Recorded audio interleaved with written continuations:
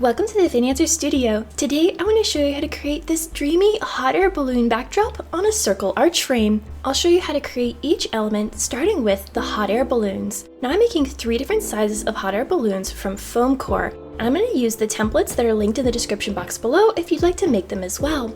So cut out all the interior shapes first and then the exterior of the hot air balloon, and once I've got all 3 of those cut out of the foam board, I'm then going to spray paint them using some satin spray paint in 3 different colors. Now whenever you're spray painting foam core, always start by painting the edges so you get good coverage, but watch the top side so you don't get any thick puddles. Foam board warps and bubbles if there's too much moisture on it, so it's better to apply thin, light coats of spray paint in multiple layers than to put one heavy coat on that might cause bubbles to form in the paper, or you might get drips in the paint. Now once I applied 2 coats to the front side of all 3 of these, I'm going to set them aside to dry while we work on the cloud portion of this design. All of the clouds are made up of clusters of 6 balloons that include 5 11-inch and 1 17-inch balloon all tied together. Inflate 2 11-inch balloons to their full size and then slowly let a little bit of air out so they're anywhere between 6 and 10 inches in diameter to give us a beautiful organic look. Then tie them into a pair by wrapping the nozzle around twice and tying them in a knot. Make a second pair in the exact same way, and then we're going to create our third pair out of our 11-inch and 17-inch balloon. You can inflate 2 balloons of different sizes as long as the larger balloon is on the trigger side of your balloon inflator. That way, once the small balloon is filled, you can pull it off while the larger one continues to inflate. Now once you've got this one tied into a pair, you're going to take 2 out of the 3 pairs that we just made and overlap them so that the nozzles touch right in the center, and twist 1 balloon from each of those pairs around each other, locking it into a quad. Now take that third pair and slip it into this quad so all the nozzles are touching right in the middle, and then twist 1 balloon from that new pair around 1 balloon that's already in the quad, and that will secure it into a cluster of 6. In total, I made 14 of these balloon clusters to make up my entire cloud section. To layer in some color and whimsy, I've hung on a curtain rod this teal blue backdrop fabric with this iridescent blue paillette fabric hanging on top. In front of that, I've got a 6.5 foot circle arch that I'll be attaching all the balloons to. Because the left half of this arch is going to be visible, I'm going to camouflage it a bit with some white gaffer's tape. Now this won't be perfect, but it'll be just enough of a color change that it'll blend into the backdrop better, and the gaffer tape will be easy to get off of this arch once the event is over. I applied the tape in small sections, and then starting in the center of each piece of tape, I simply folded it from the front side of the arch towards the back. Now there'll be wrinkles in this, but it's one of those things that you won't see unless you're super close to it, so I'm not going to worry about that. Once I get all the way down to the feet at the bottom of my circle, we can finally start adding our hot air balloons. I'm going to attach this 60-inch hot air balloon to the left side of the arch directly.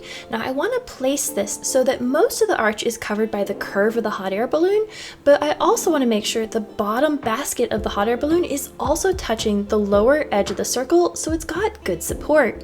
Then while I'm holding that in place, I'm going to apply a couple pieces of tape to the back side of that foam board right over the arch frame so it's not going to go anywhere. Now we need to surround our hot air balloon with some clouds. So take that first balloon cluster and nestle it from the inside towards the outside of the circle frame so that the nozzles of that cluster are touching the metal frame. Gently arrange the balloons of this cluster so there's a couple in front of the hot air balloon and there's a couple behind the hot air balloon. The most important thing though is don't bend the foam core. Slip the next couple balloon clusters onto the frame and then scooch them so that they're nestled nice and snugly together. We want to reduce the amount of large gaps between the clusters so you can't see the gold of the metal frame peeking through. As you're adding these clusters, it's helpful to rotate them around and play with the placement of not only the 11-inch but that large 17-inch. We want those to stick out at all different angles to give us that beautiful organic cloud look.